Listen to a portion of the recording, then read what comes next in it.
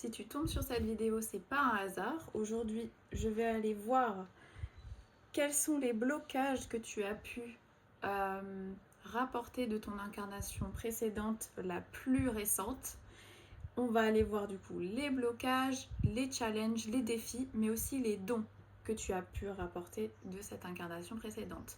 Si tu viens de tomber sur cette vidéo, je te laisse aller au timecode pour voir la guidance depuis le début. Et puis si tu viens de TikTok, ce sera ton extension. Tu peux aller directement aussi au timecode que j'ai mis dans la description pour voir là où tu t'es arrêté. Voilà. Allez voir, qu'est-ce qui te bloque en ce moment? Je veux savoir que ce tirage est pour toi parce que il y a des blocages dans ta vie, des situations qui se répètent et tu as l'impression, donc peut-être déjà quelqu'un qui a fait un certain travail sur lui ou sur elle, et il y a quand même des blocages qui se répètent ou des réactions émotionnelles que tu peux avoir qui te paraissent disproportionnées par rapport à ce que tu vis réellement dans la 3D.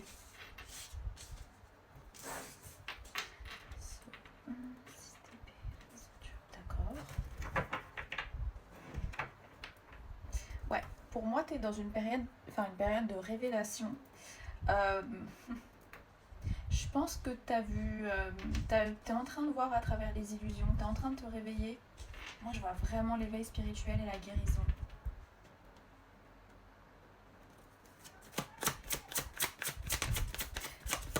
Tu as toujours été quelqu'un de relativement lucide.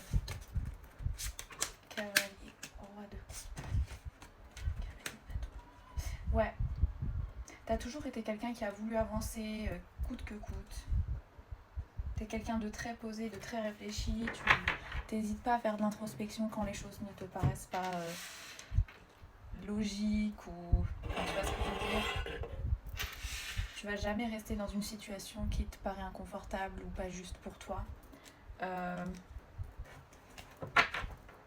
J'ai ressenti quand même beaucoup de mélancolie et de tristesse quand je commence à canaliser. Donc j'ai l'impression que c'est possiblement une nostalgie qui viendrait peut-être de ton incarnation passée. C'est possiblement ça. Une tristesse de l'âme, quelque chose qui t'a toujours habité. 6 de denier. Moi, ce que je vois, ce que je commence à voir, c'est que dans ton incarnation précédente, tu étais... c'est comme si tu étais dans la nostalgie d'une grandeur que tu avais peut-être dans cette incarnation précédente. D'un statut, d'un niveau social que tu as peut-être du mal à atteindre dans cette incarnation-ci. C'est peut-être pour ça qu'il y a cette mélancolie, cette tristesse, cette nostalgie. Ou peut-être que dans ton incarnation précédente, tu étais déjà en fait dans cette posture et dans cette blessure de l'injustice, notamment au niveau social. Je pense que tu es toujours quelqu'un de très ambitieux. Tu as toujours été quelqu'un de très ambitieux et d'ailleurs je pense que cette ambition aussi c'est quelque chose que tu as gardé de ton incarnation précédente. Enfin je pense même que c'est une caractéristique de ton âme. Mais là possiblement tu es en train de guérir de cette blessure d'injustice. C'est un tirage général du coup pour certains je pense qu'il y a carrément une nostalgie d'un statut social assez élevé que tu avais dans ton incarnation précédente. Et là, tu es dans une phase de ta vie où tu rencontres des blocages et tu n'arrives pas à retrouver ça. Tu n'arrives pas à retrouver cette prospérité, tu l'as pas. Et pour d'autres, je pense que l'incarnation précédente, on était déjà dans la même problématique et là, ça se répète. Sauf que dans ton incarnation précédente, pour moi, t'as pas réussi, avec plein de guillemets, à atteindre ce statut un petit peu de rêve en fait, cette ascension sociale. C'est vraiment ce que je ressens. Maintenant je vais aller voir avec l'archétype si ça me donne un peu un indice sur qui tu étais dans cette vie passée. La plus récente, l'incarnation la plus récente.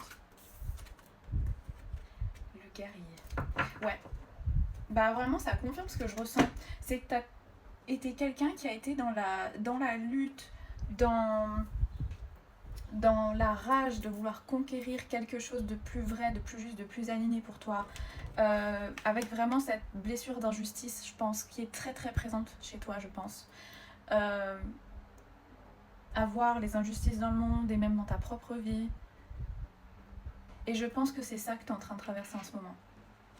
Parce que tu te dis, mais déjà, moi je vois quelqu'un qui a laissé derrière lui peut-être un environnement qui le maintenait en fait dans cette pauvreté, avec plein de guillemets encore une fois, et d'aller de l'avant vers quelque chose de plus grand, de plus ambitieux. Avec le guerrier, j'ai vraiment cette sensation. Je suis curieuse de prendre une autre carte sur qui tu étais dans la précédente. Tu étais incarnée la plus récente. La vie passée la plus récente. Parce que je vois la carte du mystique, mais je sais pas ce que ça voudrait.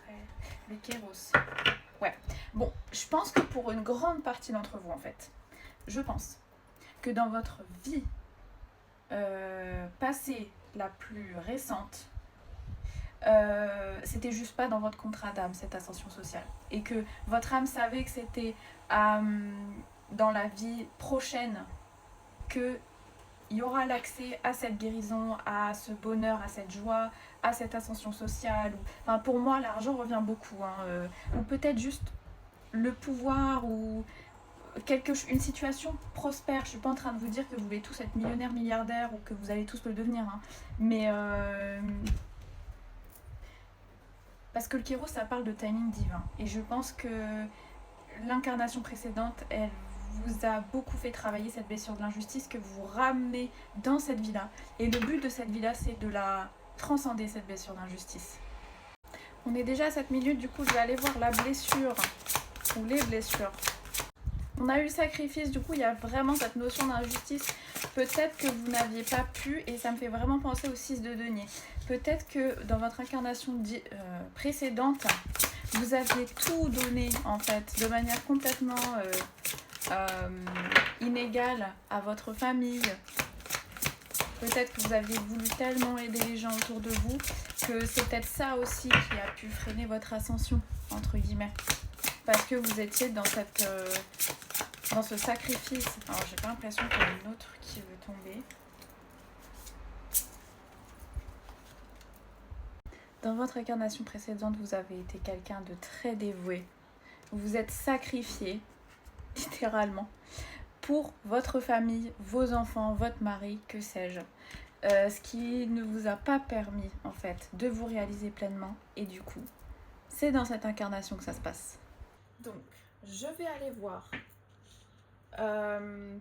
qu'est-ce que ton âme est venue expérimenter, qu'est-ce qu'elle veut incarner dans cette vie.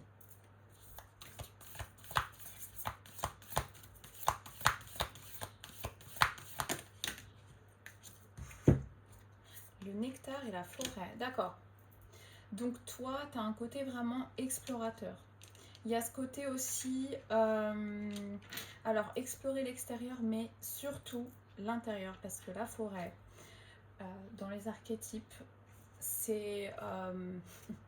représente la complexité intérieure, le labyrinthe.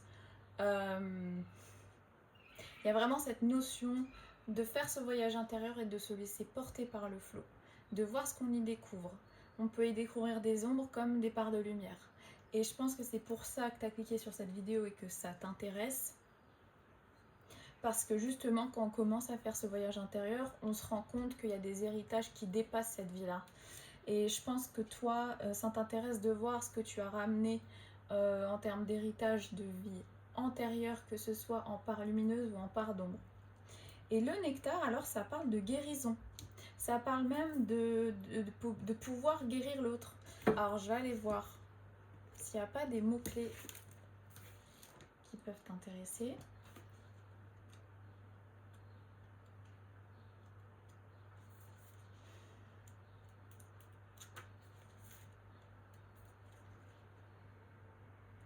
Je suis presque. Hop, le nectar, le médicament, l'élixir, le jardin. Dans la mythologie hindoue, il existe une substance miraculeuse connue sous le nom d'amrit qui contient une immense puissance de guérison. Ce nectar doré ou élixir sacré est la boisson de l'immortalité. Elle est connue pour activer les forces d'intelligence qui calment l'esprit, le corps et l'âme. Bien qu'ésotériques, ces images nous mènent au centre d'énergie centrale de cet archétype.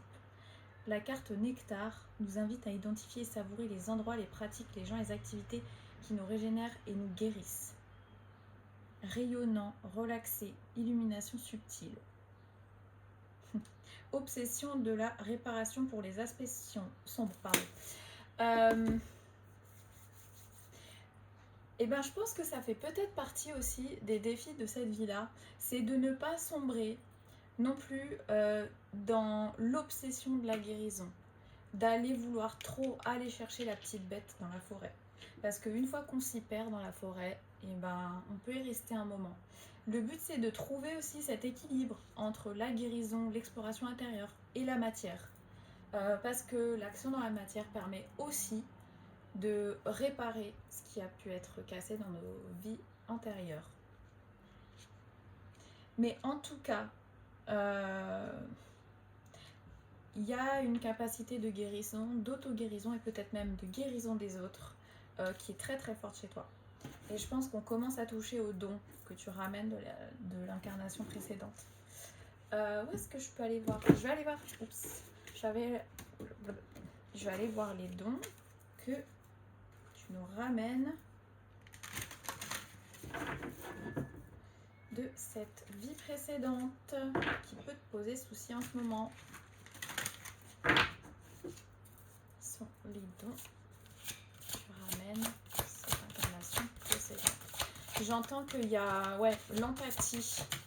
Parce que la carte sacrifice aussi, ça parle de penser aux autres, l'empathie, de vouloir aider, guérir les gens. Je pense que c'est l'un de tes dons aussi dans cette incarnation. L'enthousiasme. Ça va bien avec l'énergie du soleil. Hein. L'enthousiasme. Marrant.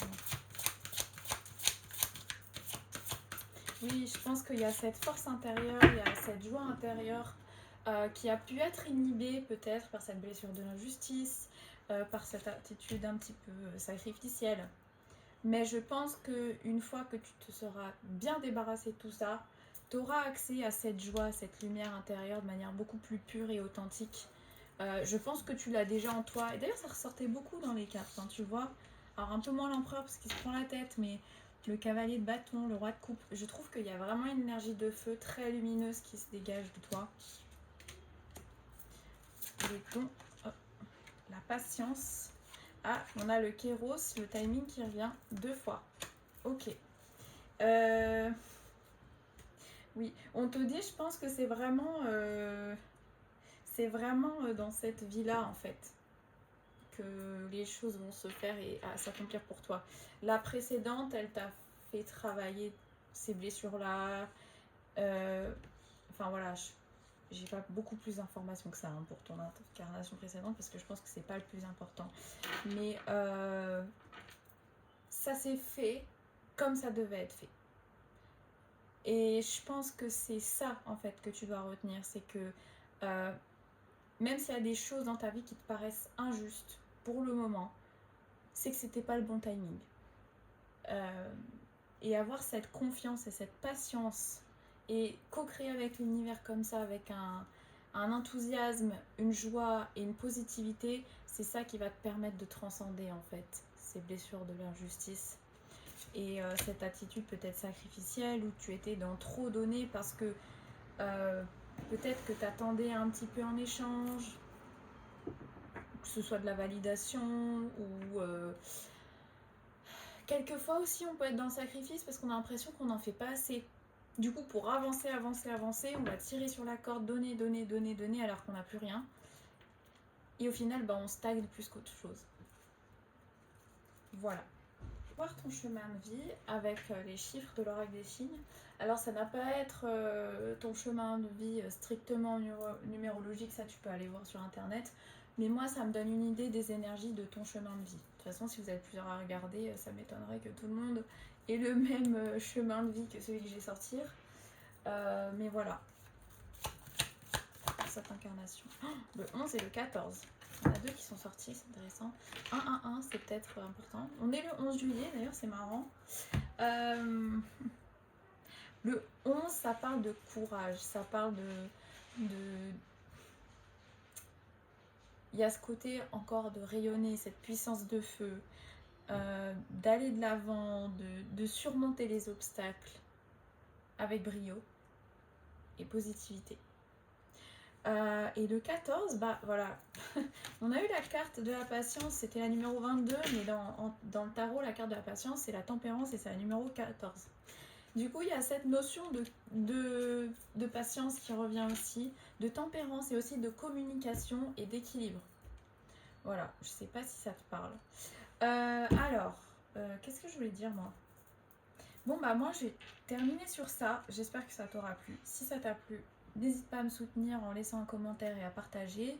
Tu peux aussi me suivre sur les réseaux sociaux, donc sur YouTube, mais aussi sur TikTok où je fais aussi des guidances un petit peu plus légères et fun et plus courtes. Je vais aussi commencer à faire des consultations privées, alors en vidéo pour l'instant. Tu peux aller voir sur ma page Ko-fi, c'est tout en description. Et sinon, je te remercie d'avoir regardé jusqu'au bout. Et je te dis à bientôt.